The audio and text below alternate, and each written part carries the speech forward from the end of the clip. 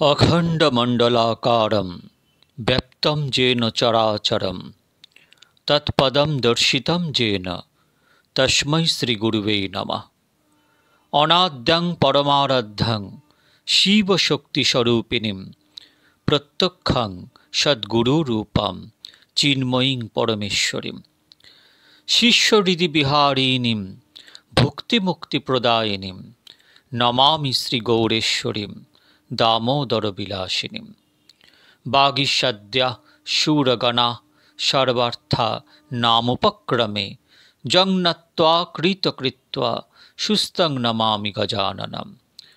नारायणं नमस्कृत्य नरं चैव नरोत्तमं देवीं सरस्वतीं व्यासं ततो जयमुदीरयेत्। तुलसीकाननं यत्र यत्र पद्मवनानि च पुराणपठनं यत्र तत्र सन्निहितो हरि तत्रैव गंगा जमुना च सिन्धु गोदावरी तत्र सरस्वती च सर्वाणि तीर्थानि वसन्ति तत्र यत्रच्युतदार कथा प्रसंग। भक्तगण आस्वादन करब श्रीमद्भागवतम। श्रीमद्भागवतम जा पुराण चक्रवर्ती, श्रीमद्भागवतम जा सर्वशास्त्रेर सारातिसार, निगम कल्पतरुर गलितम फलम, वेद रूपी कल्पवृक्षेर सबथेके उच्च शाखाय अवस्थित सुमिष्ट फल श्रीमद्भागवत। श्रीमद्भागवत एमन एक शास्त्र जा एक नवबार्ता आमादेर काछे बये आने। ता हलो जे तोमरा शुधु श्रवण करो। श्रवण मंगलम श्रीमदाततम भुवि गृह्णन्ति ते भूरिदा जना। श्रवण करो, श्रवण करलेई मंगल। श्रवण करो, एते कोनो ईर्ति कर्तव्यता नेई, शुधुमात्र श्रवण करलेई उद्धार। श्रीमद्भागवतेर प्रथम स्कंदेर सप्तदश अध्याय आज आस्वादन करब। खूब साबधाने मन दिए श्रवण करबेन। श्रीसूत उवाच तत्रो गोमिथुनं राजा हन्यमानो मनाथवत् दण्डहस्तञ्च वृषलं ददृशे नृपलाञ्छनं वृषं मृणालधवलं मेहन्तमिव बिभ्रतां वेपमानो पदैकेन सीदन्तं शूद्रताडितं गाञ्चो धर्मदुघां दीनं भृशशूद्रोपदाहतां बीभत्सामश्रुवदनां खामं जवश्यमिच्छतिम्। अर्थात श्रीसूत बोलिलेन, राजा परीक्षित सरस्वती तीरे परिपालकहीनेर न्याय पुनः पुनः ताड़ित एकटी गाभी और एकटी वृष एवं राजचिह्नधारी दंडहस्त एक शूद्राधमके देखिलेन। कोनो क्रमे एक पदे दंडायमान मृणालेर न्याय शुभ्रवर्ण एकटी वृष शूद्रेर ताड़नार भये कम्पान्वित कलेबरे मूत्रत्याग करितेছে। गाभीटी हबिर दुघा किन्तु दीना पुनः पुनः शूद्र पदाघात पीड़िता मृत बत्सार न्याय रोदन परायणा क्षुदिता एवं कृशा। स्वर्णमंडित रथे आरूढ़ महाराज परीक्षित এই ব্যাপার দেখিয়া ধনুকে জ্যা রোপণ পূর্বক মেঘ গম্ভীর স্বরে বলিতে লাগিলেন, আমার প্রতিপালিত দেশে কে তুমি সবল হইয়া দুর্বলের উপর অত্যাচার করিতেছ? তোমার বেশভূষা রাজার মতো, কিন্তু ব্যবহারে শূদ্রাধম। মহারাজ পরীক্ষিত সরস্বতী নদী তীরে উপস্থিত হইয়া গোরূপা পৃথিবী, বৃষরূপী ধর্ম ও কলিকে দেখিলেন। কলিতাড়িত ধর্ম ও পৃথিবীকে অন্য কেহ দেখিতে না পাইলেও মহারাজ পরীক্ষিত যোগ দৃষ্টিতে দেখিতে সক্ষম হইয়াছিলেন। বিশেষত কলিকালে ধর্ম ও পৃথিবীর দুর্দশা দেখাইয়া মহারাজ পরীক্ষিত কর্তৃক কলি নিগ্রহ করানো শ্রী ভগবানের অভিপ্রেত। সেই জন্যই এই দৃশ্য অপর কেহ না দেখিলেও মহারাজ পরীক্ষিত দেখিয়াছিলেন এবং কলি নিগ্রহ করিয়া কলিতে জীব জগতের মহান উপকার সাধন করিয়াছিলেন। মহারাজ পরীক্ষিত যে দৃশ্য দেখিয়াছিলেন, কলিকালে ধর্ম ও পৃথিবীর অবস্থা বাস্তবিকই সেইরূপ। যজ্ঞাদির অভাবে গৌরূপা পৃথিবী ক্ষীণা এবং চতুষ্পাদ ধর্ম, তপ, শৌচ প্রভৃতি পাদহীন হইয়া কোনো ক্রমে সত্যপাদে দণ্ডায়মান।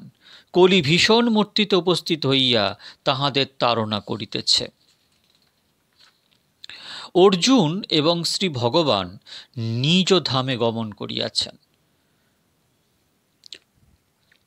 সেজন্য তুমি নির্ভয়ে নিরপরাধ ব্যক্তির উপর অত্যাচার করিতেছ।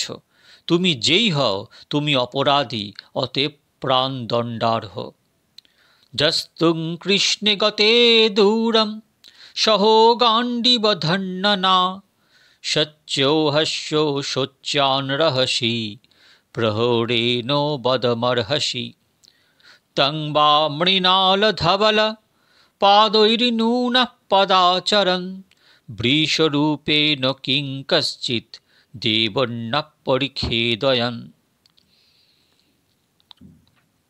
অনন্তর মহারাজ পরীক্ষিত বৃষরূপী ধর্মকে বলিলেন, হে বৃষ, তুমি মৃণালের ন্যায় শ্বেতবর্ণ, অথচ তোমার 3 চরণ নাই, এক চরণে দণ্ডায়মান আছো। তুমি কি কোনো দেবতা? আমার দুঃখ উৎপাদন করিবার জন্য বৃষরূপে আসিয়াছ?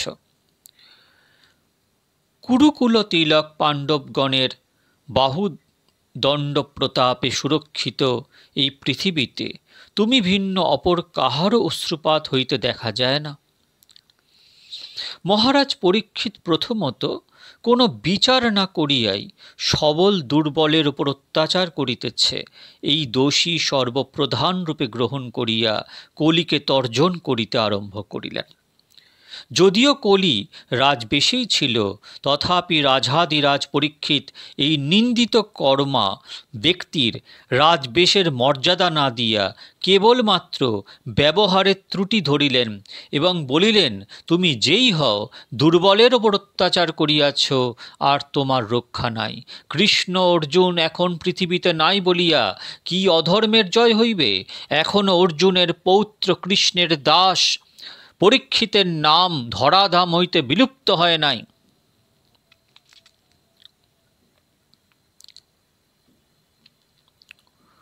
হে সুরভিনন্দন, আর দুঃখ করিও না। এই শূদ্রাধমকে দেখিয়া কিছুমাত্র ভয় করিও না। হে মাতজ্ঞাভি, খলগণের দণ্ডবিধাতা আমি উপস্থিত থাকিতে আর তুমি রোদন করিও না, নিশ্চিন্ত হও। হে সাধ্বী, যে রাজার অসাবধানতাবশত রাজ্যস্থ নিরপরাধ প্রজাবৃন্দ দুষ্ট কর্তৃক প্রপীড়িত হয়, সেই রাজার কীর্তি, আয়ু, সৌভাগ্য পরকাল নষ্ট হয়।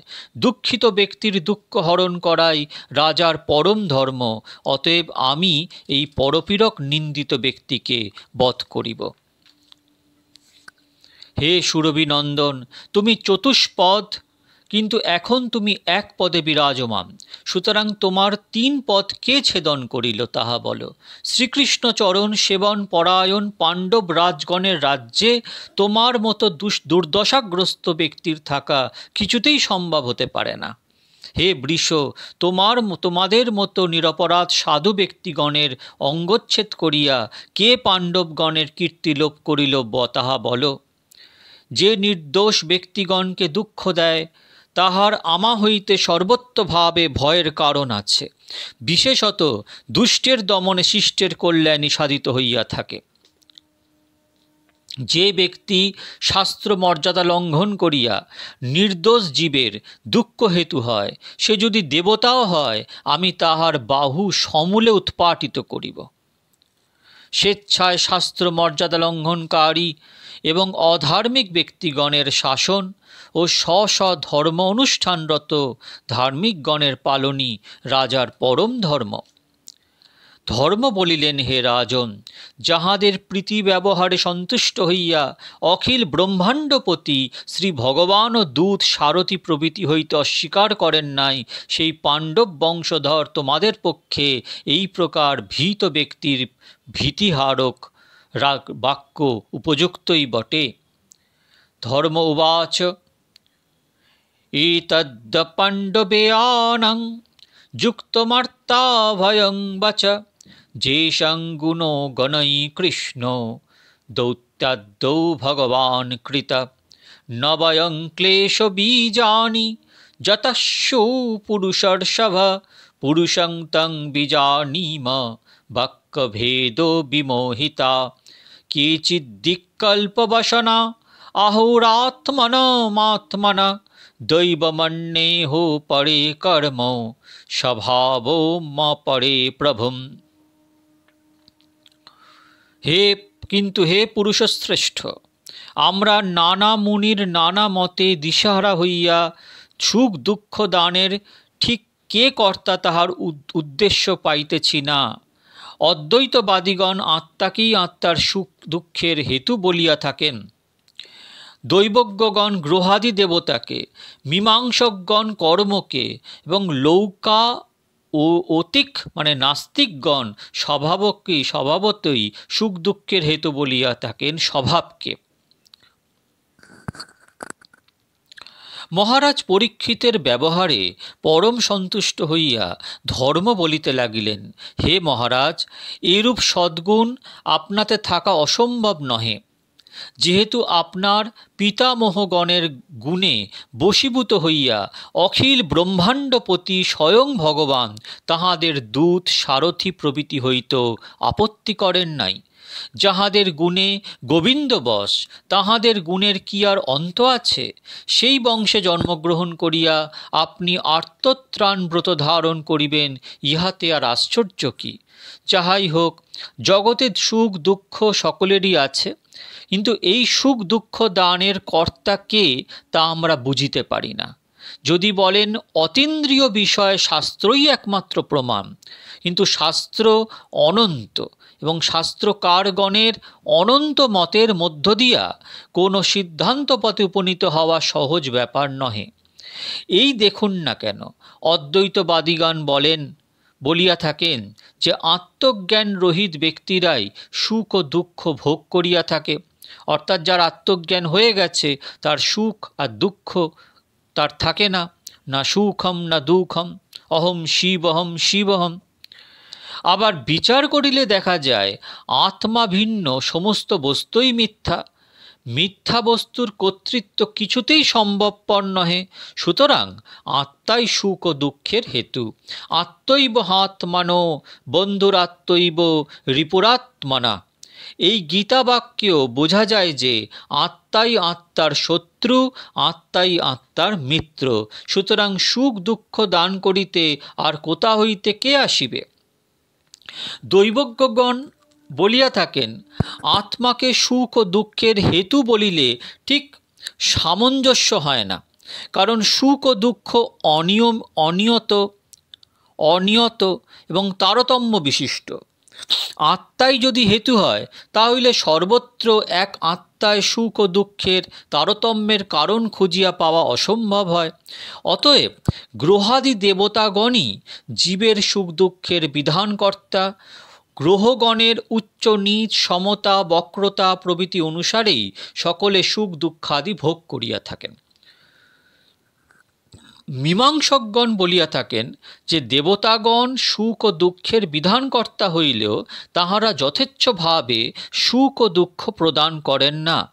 তাহারা যাহার যেমন কর্ম তেমনই সুখ ও দুঃখের বিধান করেন। অতএব কর্মই সুখ দুঃখের মূল কারণ। যে যেমন কার্য করে সে তদ অনুসারেই ফলভোগ করিয়া থাকে। লৌকায়তিক অর্থাৎ নাস্তিকগণ বলিয়া থাকেন কর্ম সুখ দুঃখের হেতু হইতে পারে না, কারণ কর্ম বিনা কর্তায় হয় না। যদি জীবকেই কর্মের কর্তা স্বীকার করা যায়, তা হইলে কাহারও সৎকর্মে কাহারও বা অসৎকর্মে প্রবৃত্তির হেতু কি? যদি বলো পূর্বজন্মের কর্ম তাহার হেতু, তা হইল প্রশ্ন উঠিবে যে সেই কর্মেরই বা হেতু কি? এইভাবে এই প্রশ্ন এবং উত্তর অনন্তের পথে চলিয়া যাইবে, তাহার শেষ পাওয়া যাইবে না। সুতরাং স্বভাবতই সুখ দুঃখের হেতু স্বভাব অনুসারেই সকলে সুখ দুঃখাদি ভোগ করিয়া থাকে। শ্রী ভগবানের চরণাশ্রিত তত্ত্বজ্ঞবৃন্দ বলেন, যদি স্বভাবকেই কর্তা স্বীকার করা হয়, তা হইলে জিজ্ঞাস্য এই যে স্বভাব কাহার? কারণ স্বভাব বিনা আশ্রয়ে কদাপি থাকিতে পারে না। সুখ দুঃখের স্বভাবে কখনো সুখ দুঃখ ভোগ হইতে পারে না। যদি জীবেরই স্বভাব স্বীকার করা হয়, তা হইল স্বভাবের তারতম্যের কারণ কাহাকে স্বীকার করিবে? অতএব সর্ববিধ শুষ্ক তর্ক ও যুক্তির অগোচর বিশ্বনিয়ন্তা শ্রী ভগবানই সুখ দুঃখের বিধানকর্তা। শ্রী ভগবান গীতায় নিজ মুখেই বলিয়াছেন, সুখং দুঃখং ভব ভাব ভয়ঞ্চা ভয়মেব চ অহিংসা সমতা তুষ্টিস্তপ দানং যশোহ যশ ভবন্তি ভাবা ভূতা ভূতানাং মত্ত এব পৃথক নিধা। সুখ ও দুঃখাদি জীবগণ আমা হইতেই ভোগ করিয়া থাকে, আমি তাহার বিধানকর্তা। যদি কেহ মনে করেন যে অগ্নি চৌর সর্প ব্যাঘ্র প্রভৃতি প্রত্যক্ষ সুখ দুঃখ আদির হেতু থাকিতে এত কল্পনা সৃষ্টির কি প্রয়োজন আছে, তাহাতে বক্তব্য এই যে জগতের কেহ বা কোনো বস্তুই স্বাধীন নহে। অতএব যিনি যাহাই করুন না কেন, সকলেই শ্রী গোবিন্দের অধীন। তিনি যাহা করান সকলেই তাহাই করেন। যদি মনে হয় শ্রী ভগবানই বা কাহাকেও সুখ কাহাকেই বা দুঃখ দিয়া পক্ষপাতী হন কেন? তিনিও যদি ভালো কাজের পুরস্কার মন্দ কাজের তিরস্কার করিয়া জগৎ পালন করেন, তা হইলে আমাদের সঙ্গে তাহার পার্থক্য কি? তদুত্তরে বক্তব্য এই যে শ্রী ভগবানের পক্ষপাত প্রভৃতি আমাদের ক্ষুদ্র বুদ্ধি সম্ভূত তর্কযুক্তির অতীত। পিতা মাতা সন্তান পালন করিতে সন্তানের হিতার্থ কখনো বা আদর কখনো বা শাসন করিয়া থাকেন, কিন্তু তাহা বালকের বুদ্ধির অতীত। ধর্ম এইরূপ নানা যত সমালোচনা করিয়া নানা মত সমালোচনা করিয়া সুখ দুঃখের হেতু নির্ধারণের ক্ষমতা দেখাইলে মহারাজ পরীক্ষিত মনে মনে বিচার করিয়া বলিলেন যে, হে বৃষ, তো সামান্য নহে, ইহার কথা শুনিয়া আমারও সুখ দুঃখের হেতু সম্বন্ধে সন্দেহ হইতেছে। কে এই বৃষ? কেনই বা নিজের দুঃখদাতাকে প্রকাশ না করিয়া নানা বাগজাল বিস্তার করিতেছেন? বৈষ্ণবগণ বলিয়া থাকেন যে বাক্য ও মনের অগোচর শ্রী ভগবানই জীবের যথাযোগ্য সুখ দুঃখ আদির ব্যবস্থা করিয়া থাকেন। সুতরাং আমি আর এ সম্বন্ধে কি বলিব? তুমি বিচার করিয়া দেখো যে সুখ দুঃখের প্রকৃত কর্তা কে। শৌনকাদি ঋষিগণ বৃষরূপধারী ধর্ম এই প্রকার বলিলে মহারাজ পরীক্ষিত মনে মনে বিচারপূর্বক নিঃসন্দেহ হইয়া তাহাকে বলিতে লাগিলেন, হে ধর্মজ্ঞ, আপনি যে বৃষরূপে সাক্ষাৎ ধর্ম, তাহাতে কোনো সন্দেহ নাই। ঘাতকের প্রকৃত পরিচয় না দিয়া ধর্মই উপদেশ করিয়াছেন। যেহেতু পাপ করিয়া পাপীর যে নরকে গমন হয়, সেই সূচনা করিলেও সূচকেরও সেই নরকে গতি হয়। কিংবা সৃজন পালন সংহারকারিণী শ্রী ভগবানের মায়া বাক্য মনের অগোচররা ইহাই স্থির করিয়া সিদ্ধান্ত করেন। সত্য যুগে আপনার তপস্যা, শৌচ, দয়া ও সত্য এই চারি চরণ ছিল। ক্রমে ক্রমে অহংকার, পরস্ত্রী সঙ্গ, মদ্যাদিপানে তাহার 3 অংশ হীন হইয়াছে। সম্প্রতি কোন ক্রমে সত্যপ্রভাবে আপনার 4 চরণের অবশিষ্ট চতুর্থাংশ নির্বাহ হইতেছে। এই জন্য কালক্রমে বলবান সাক্ষাৎ অধর্মরূপ কলি মিথ্যা দ্বারা তাহাও নাশ করিতে চেষ্টা করিতেছে। শ্রী ভগবান এই গরূপ ধরার ভার হরণ করিয়াছিলেন এবং তিনি তাহার ধ্বজ বজ্র অঙ্কুশ আদি চিহ্ন অঙ্কিত চরণ চিহ্ন যুক্তা হইয়া স্বর্গাদি অপেক্ষা শোভমানা হইয়াছিলেন। সম্প্রতি শ্রী ভগবান ইহাকে পরিত্যাগ করিয়া স্বধামে গিয়াছেন। এখন ব্রাহ্মণ অবমাননাকারী রাজবেশধারী শূদ্রগণ ইহাকে ভোগ করিবে বলিয়া ইনি সজল নয়নে রোদন করিতেছেন। মহাবীর পরীক্ষিত এই প্রকারে ধর্ম পৃথিবীকে সান্ত্বনা করিয়া অধর্ম বন্ধু কলিকে বধ করিবার জন্য তীক্ষ্ণ ধার অসি ধারণ করিলেন। মহারাজ পরীক্ষিত কলিকে বধ করিতে উদ্যত হইলে কলি তাড়াতাড়ি মুকুট্টা আদি রাজচিহ্ন পরিত্যাগপূর্বক কম্পান্বিত কলেবরে মহারাজ পরীক্ষিতের চরণে পতিত হইলেন।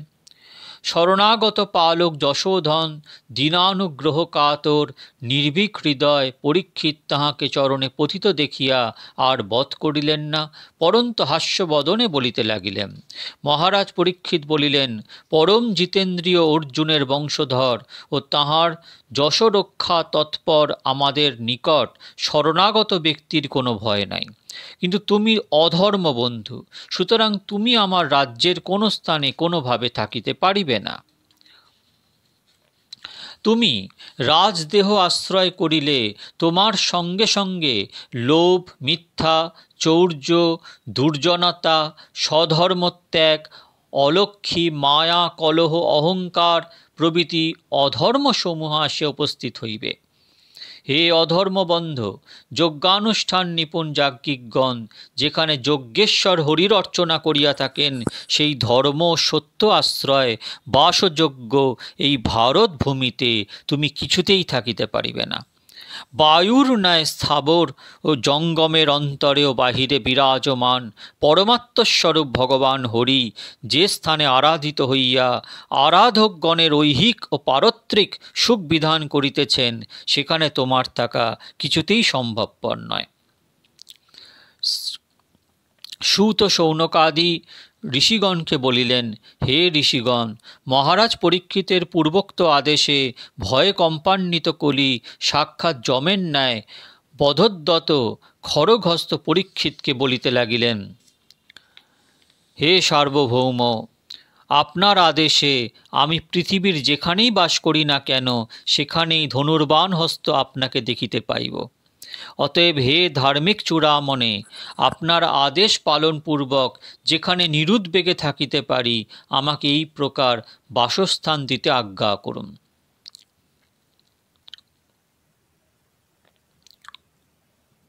সুত বলিলেন, হে শৌনকাদি ঋষিগণ, এইরূপে কলি মহারাজ পরীক্ষিতের নিকট বাসস্থান প্রার্থনা করিলে তিনি তাহাকে পাশক্রীড়া, মদ্যপান, পরস্ত্রী, প্রাণীবধ এই 4টি স্থানে বাস করিতে আজ্ঞা দিলেন। এই সমস্ত স্থান পাইয়া তৃপ্তি না হওয়ায় কলি আবার প্রার্থনা করায় মহারাজ তাহাকে সুবর্ণযুক্ত স্থানে শ্রী ভগবৎ ভজনহীন ধনিক গৃহে, যেখানে ভগবানের ভক্ত বাস করে এবং সুবর্ণ থাকে, সেইখানে নয়, ভগবানের যেখানে ভজন হয় না সেই সব ধনিক গৃহে সুবর্ণতে থাকার অধিকার দিলেন। এই স্থান দেওয়ায় মিথ্যা, মদ্যপানজনিত মত্ততা, পরস্ত্রী সঙ্গ, গর্ব ও শত্রুতা এই 5টি স্থানও দেয়া হইল। অধর্মজনক কলি মহারাজ পরীক্ষিতের আদেশে এই 5টি স্থানে বাস করিতে লাগিলেন। উন্নতিকামী ব্যক্তিগণ, বিশেষত ধার্মিক, রাজা, লোকাধ্যক্ষ, উপদেশকগণ কদাচ এই সকল স্থানে বাস বা গমন করিবেন না।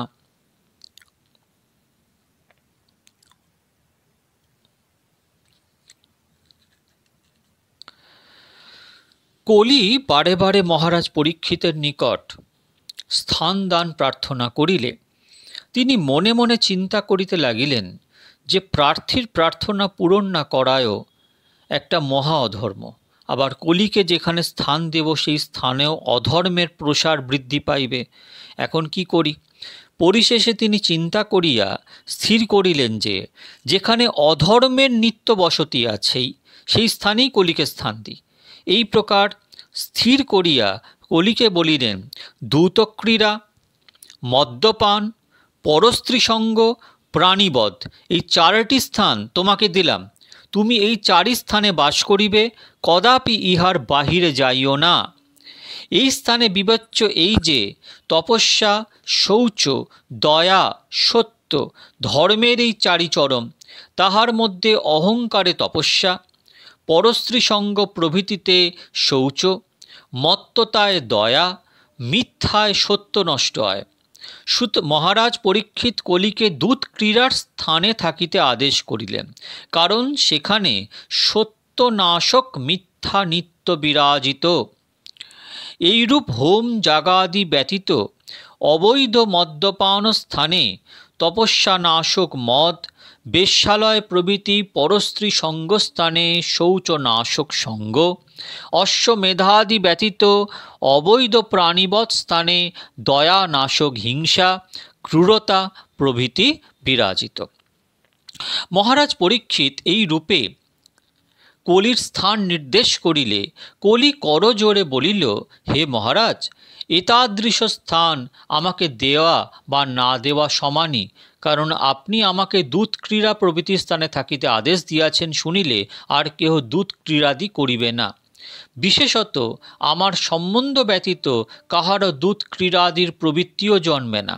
সুতরাং আমাকে কৃপাপূর্বক এমন স্থানে বাস করতে আজ্ঞা দিন, যাহা আমার অধিকৃত জানিলেও লোক ত্যাগ করিতে পারিবে না। এইরূপে কলির পুনঃ পুনঃ প্রার্থনায় মহারাজ পরীক্ষিত বলিলেন, যদি তুমি নিতান্তই আমার রাজ্যে বাস করিতে চাও, তা হইলে যেখানে সুবর্ণ আছে সেই স্থানে বাস করিবে। মহারাজ পরীক্ষিতের মনের ভাব এই যে যেখানে কৃষ্ণ ভক্তি আছে সেখানে কলির প্রবেশ অধিকার নাই। কৃষ্ণ ভক্তের ধন কৃষ্ণ সেবাতেই নিয়োজিত থাকে। কৃষ্ণ ভক্ত ধনী হইলেও তাহার ধন কখনো ইন্দ্রিয় চরিতার্থ নিয়োজিত হয় না। সে কেবলমাত্র শ্রীকৃষ্ণের পর্ব যাত্রা আদির অনুষ্ঠান, অতিথি সৎকার, দান, পরোপকার প্রভৃতি মহাব্রত লইয়া জীবন যাপন করে। কৃষ্ণ বহির্মুখ ব্যক্তি যদি ধনী হয়, তা হইলে বেশ্যাসঙ্গ, মদ্যপান প্রভৃতিতে তাহার ধন নিয়োজিত থাকে। অতএব এইরূপ স্থানে কলির বসতি হওয়াই উচিত। তপস্যা, শৌচ, দয়া, সত্য এই চতুর্বিধ ধর্মনাশক বস্তুর সহিত সুবর্ণের নিত্য সম্বন্ধ। মিথ্যা কথা, মদ্যাদিপান, পরস্ত্রীসঙ্গ, অহংকার কৃষ্ণভক্তিহীন ধনীর চির সহচর। ইহার উপরে আরও একটি মহাপাপ সেখানে উপস্থিত হয়, তা হল শত্রুতা। ধন ভোগের লালসায় পিতাপুত্রে, ভ্রাতাভ্রাতায়, আত্মীয়ে মহাশত্রুতা উপস্থিত হয়। ধনের অশেষ দোষ, কেবলমাত্র শ্রী গোবিন্দ ভজনই একমাত্র দোষনাশক। যেমন অশোধিত পারদ ব্যবহার করিলে নানা ব্যাধির সৃষ্টি হয়, কিন্তু শোধন করিয়া ব্যবহার করিলে তাহাই মহৌষধ হয়, সেইরূপ কৃষ্ণভক্তি সম্বন্ধ শূন্য ধন ভবরোগের সৃষ্টি করে, কিন্তু কৃষ্ণ ভক্তি দ্বারা শোধিত হইলে ধন ভবরোগের মহৌষধ হয়। মহারাজ পরীক্ষিত মনে করিলেন, কৃষ্ণভক্তিহীন গৃহে কলির বাসস্থান দিলাম জানিতে পারিলে কলির ভয়ে ধনবান ব্যক্তি মাত্রেই কৃষ্ণভক্ত হইবে। আর কলি মনে করিলেন, আমি ধনির ত্রিসীমানার মধ্যে কৃষ্ণভক্তি আসিতেই দিব না। মহারাজ পরীক্ষিতের আদেশে কলি মনে মনে আনন্দিত হইয়া নিজের বাসস্থানের অন্বেষণে চলিয়া গেলেন। মনে ভাবিলেন, এবার যে স্থান পাইয়াছি তাহা আর কেহ ত্যাগ করিতে পারিবে না। আমি সমস্ত পৃথিবীতে আমার রাজ্য বিস্তার করিব। শ্রীমদ্ ভাগবত এই কারণে জগতের জীবকে সাবধান করিয়া বলিতেছেন, অথৈত্যানি ন সেবেত বুভূষ পুরুষ কচিৎ। যদি কেহ আত্মহিত চাও, তাহা হইলে যেন নিজ গৃহে কলির স্থান দিও না। ধার্মিক যদি কলিকে নিজ গৃহে স্থান দেন, তা হইলে তাহার ধর্ম ভণ্ডামিতে পরিণত হয়। রাজা যদি স্থান দেন, তা হইলে তাহার রাজপ্রাসাদ বেশ্যার নৃত্যভূমিতে পরিণত হইবে। লোকাধ্যক্ষ যদি স্থান দেন, তাহলে তাহার অধ্যক্ষতা পরপীড়নের হেতু হইবে। গুরু যদি স্থান দেন, তা হইলে তিনি শিষ্যের উপকারক না পাইয়া সর্বসংহারক হইবেন। মহারাজ পরীক্ষিত তপস্যৌচ দয়া ধর্মের এই লুপ্তপ্রায় 3 পদ আবার যোজনা করিলেন। পৃথিবীকেও আশ্বাস প্রদান করিয়া যজ্ঞাদি দ্বারা বর্ধিত করিলেন। সংসার ত্যাগ করিয়া বনে প্রবেশকালে নিজ পিতামহ মহারাজ যুধিষ্ঠির প্রদত্ত রাজাসনে এই মহারাজ পরীক্ষিত এখনও আরূঢ় আছেন। কুরকুলৈশ্বর্য দেদীপ্যমান মহাভাগ প্রথিত যশা চক্রবর্তী সেই রাজর্ষি পরীক্ষিত এখনও হস্তিনাপুরে বিরাজিত আছেন। হে ঋষিগণ, মহারাজ অভিমন্যু নন্দন, যাহার রাজত্বকালে আপনারা এই মহাযজ্ঞে দীক্ষিত হইয়াছেন, এই প্রকার মহাপ্রভাবশালী। ইতি শ্রীমদ্ভাগবতে মহাপুরাণে পারমহংস্যাং সংহিতায়াং বৈয়াসিকাং প্রথমস্কন্ধে পরীক্ষিতে কলিনিগ্রহ নাম সপ্তম দশোধ্যায়। ইতি শ্রীধাম শান্তিপুর পুরন্দর প্রভুবর শ্রী সীতানাথ বংশোদ্ভব শ্রী রাধা বিনোদ গোস্বামী কৃতে শ্রী ভাগবত অমৃতবর্ষিণী নাম বঙ্গব্যাখ্যায়াং প্রথমস্কন্ধে সপ্তম দশোধ্যায়। নিতাই গৌর হরি বল।